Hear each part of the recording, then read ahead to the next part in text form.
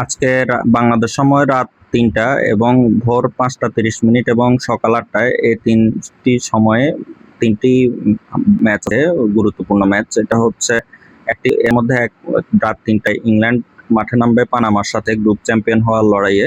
আর ইয়াতে এই পর্তুগালের সাথে যে আছে, পর্তুগালের খেলা হবে হচ্ছে কলম্বিয়ার সাথে, যেখানে পর্তুগালকে গ্রুপ চ্যাম্পিয়ন হতে হলে অবশ্যই গ্রুপ চ্যাম্পিয়ন হওয়ার জন্য জিততে হবে, জেতার বিকল্প নেই। অন্যদিকে কলম্বিয়া যদি ড্র করে তাহলে কলম্বিয়া গ্রুপ চ্যাম্পিয়ন হবে।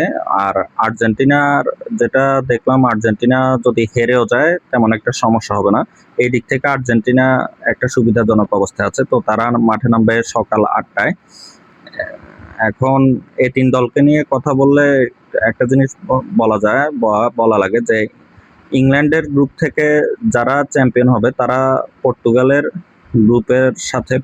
গ্রুপের রানার্স আপের সাথে খেলবে। আর যারা এই ইংল্যান্ডের গ্রুপ থেকে যারা এই গ্রুপ রানার্স আপ হবে তারা পর্তুগালের গ্রুপ থেকে যারা চ্যাম্পিয়ন হবে তাদের সাথে খেলবে। তো সেই হিসেব করলে ইংল্যান্ড আজকে পানামার সাথে খেলবে, সেই হিসেবে বলা চলে যে ইংল্যান্ড মানে প্রত্যাশা যেটা সেটা হচ্ছে যে ইংল্যান্ডই গ্রুপ চ্যাম্পিয়ন হবে। আর পর্তুগালের গ্রুপে যেটা হয়েছে ইতিমধ্যে, যে কলম্বিয়া ইতিমধ্যে ২ ম্যাচ জিতেছে, ২ ম্যাচ জেতাতে তারা ৬ পয়েন্ট নিয়ে শীর্ষে আছে। আর পর্তুগাল ১ ম্যাচ ড্র করাতে তারা ২ পয়েন্ট পিছিয়ে আছে, ৪ পয়েন্ট নিয়ে দ্বিতীয় অবস্থানে আছে। তো পর্তুগালের জন্য চ্যালেঞ্জটা একটু বেশি, কারণ ইংল্যান্ডকে আসলে এই মুহূর্তে কেউই সেভাবে ফেস করতে চাইবে না, খুব কম টিমই করবে। যদিও বিশ্বকাপে একটা কথা যেটা বারবারই বলছি যে প্রতিপক্ষকে সেটা ভেবে আসলে খেলার সময় নেই, মানে প্রতিপক্ষকে নিয়ে বিচলিত হওয়ার সময় নেই। শক্তিশালী প্রতিপক্ষের শক্তিমত্তা, দুর্বলতা এগুলো হিসেব করে সাফল্য বের করার সূত্র আবিষ্কার করতে হয় এবং সে অনুসারে সাফল্য বের করার চেষ্টা করতে হয় দলগুলোকে। তো সেজন্য আসলে প্রতিপক্ষ নিয়ে খুব একটা মাথা ঘামানোর কারণ নেই। তো তারপরও যে একটু সহজ প্রতিপক্ষ পেলে বা তুলনামূলকভাবে কিছুটা মানে দুর্বল প্রতিপক্ষ পেলে এটা একটু প্লেয়ারদের জন্য সুবিধা। তারা একটু রিল্যাক্সে মানে গেম প্ল্যানটা করলে বা তাদের যে প্রেশারটা মানসিক এটা কিছুটা কম পড়ে তাদের উপর, এটা একটা সুবিধা এই আর কি। তো সেজন্য পর্তুগাল চাইবে যে নিজেদের গ্রুপে অবশ্যই চ্যাম্পিয়ন হওয়ার জন্য, কিন্তু কলম্বিয়াও কি ছেড়ে কথা বলবে সেটা তো মনে হয় না। কারণ হচ্ছে কলম্বিয়া কিন্তু লাতিন আমেরিকান টিম হলেও কলম্বিয়া হচ্ছে লাতিন আমেরিকান টিমের মধ্যে সবচেয়ে বেশি শরীর নির্ভর ফুটবল খেলে এবং তাদের ফুটবলটা কিন্তু সুন্দর ফুটবল না। এটা হয়তো অনেকে আবার বলতে পারেন যে জুনেগা, যে হুয়ান ক্যামেলো জুনেগা যে 14 সালে নেইমারের মেরুদণ্ডে আঘাত করে তাকে ইনজুর করেছিল সেজন্য বলছি, আসলে বিষয়টা তেমন নয়। কলম্বিয়ার প্রথাগতভাবে যেটা দেখি যে লাতিন আমেরিকার ফুটবল বলতে আমরা যেটা বুঝি যে আলাদা একটা সৌন্দর্য, সেটা কলম্বিয়ার ফুটবলে বরাবরই একটু অনুপস্থিত। এরা একটু মানে ডার্টি ফুটবল খেলতে পছন্দ করে। যদিও তাদের সাম্প্রতিক সময়ে ফুটবল মানে খেলায় উন্নতি হয়েছে বা অনেকে হয়েছে, কিন্তু তারপরও মানে স্বভাব যেটা আছে সেই অনুসারে বলা চলে যে তারা আর কি টাফ অপোনেন্ট। সেজন্য পর্তুগালের জন্য চ্যালেঞ্জটা বেশ ভালোই চ্যালেঞ্জের মুখে পড়বে পর্তুগাল, এটা বলা যায়।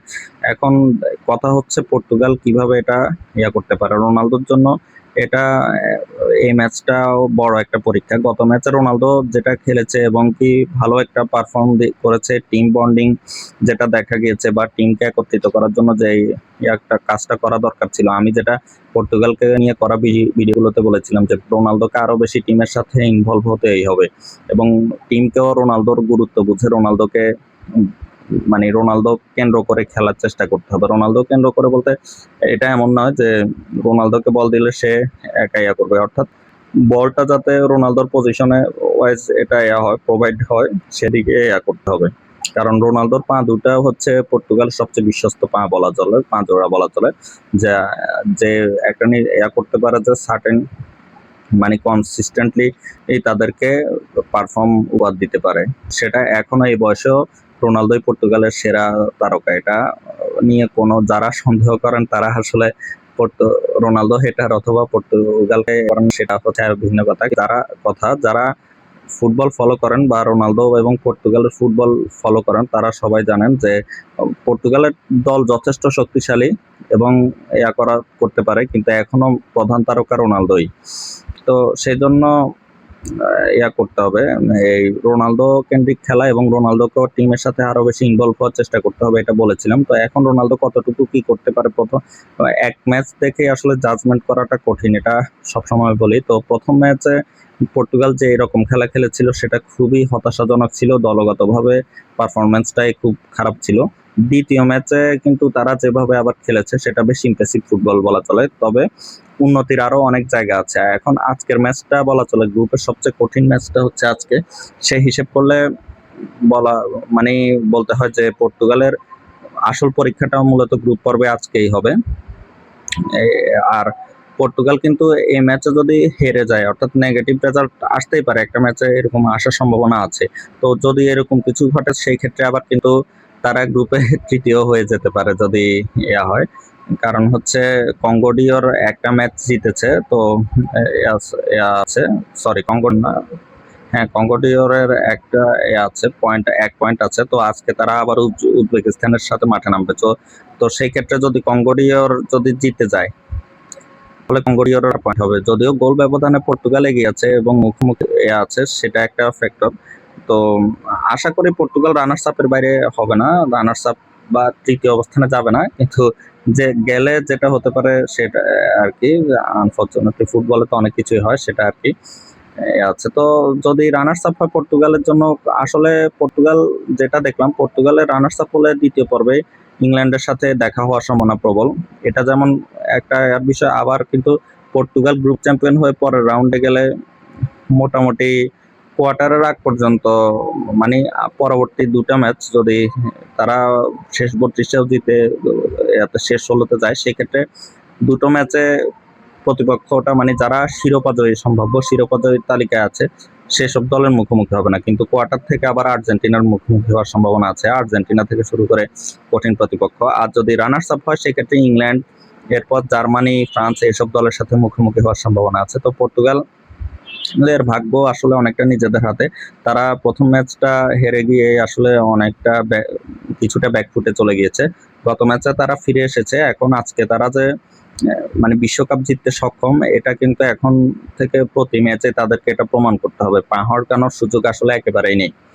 আর পর্তুগালের 16 সালে যে ইউরো জিতেছিল সেই টিমটা মাত্র 3টা ম্যাচ জিতেও শিরোপা জিতেছিল, সেটা হচ্ছে ভিন্ন বিষয়। সে সময় যেটা তারা মানে বলা চলে যে অনেকে বলে যে নন ডিজার্ভিং টিম ছিল পর্তুগাল, কিন্তু আসলে ফাইনাল পর্যন্ত জল চলে যায়, আসলে নন ডিজার্ভিং টিম বলাটাও কিছুটা মানে ন্যায়সঙ্গত কিনা সেটাও আলোচনার দাবি রাখে। তবে যাই হোক, কথা হচ্ছে যে ওই পর্তুগালের টিমটা পর্তুগালের দলের মধ্যে টিমের মধ্যে বিস্তর ফারাক আছে, এই টিমটা অনেক শক্তিশালী, এটা সবাই বলে, কাগজে কলমে অন্তত তাই বলে। তো কাগজে কলমে এবং মাঠের গত ম্যাচের খেলা যেটা দেখেছি, দুর্বল টিমের সাথে খেলা ছিল এটা ঠিক আছে, কিন্তু তারপরও গত ম্যাচে পারফরটা দেখা গিয়েছে, এটা যারা ধরে রেখে করতে পারে তাহলে তাদের সম্ভাবনা আছে ভালো কিছু করার।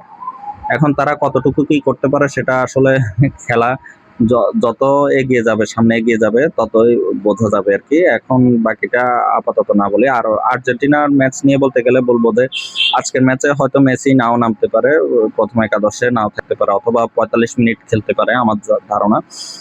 কারণ হচ্ছে তারা প্রথম 2 ম্যাচ জিতে যাওয়াতে জর্ডানের সাথে খুব একটা মানে হবে না, তারা গ্রুপ চ্যাম্পিয়ন হয়ে পরের পর্বে পা রাখছে এটা নিশ্চিত, এবং তারা কিন্তু দ্বিতীয় পর্বে কেপ ভার্দেকে প্রতিপক্ষ হিসেবে পাচ্ছে। উরুগুয়ে হিসেবে বিদায় নিয়ে তারা কেপ ভার্দেকে পাচ্ছে। কেপ ভার্দে স্পেনের সাথে ম্যাচটা ভালো খেললেও হয়েছে।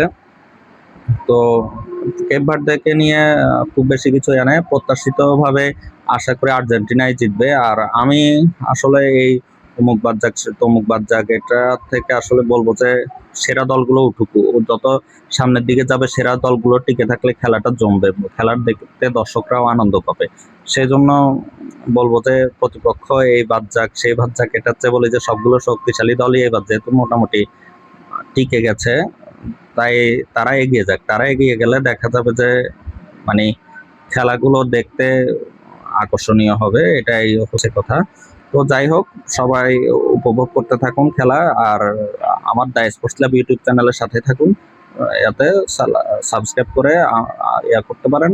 সাবস্ক্রাইব করে রাখলে আমার ভিডিওগুলো সেখানে নিয়মিতভাবে দেখতে পাবেন। ধন্যবাদ সবাইকে।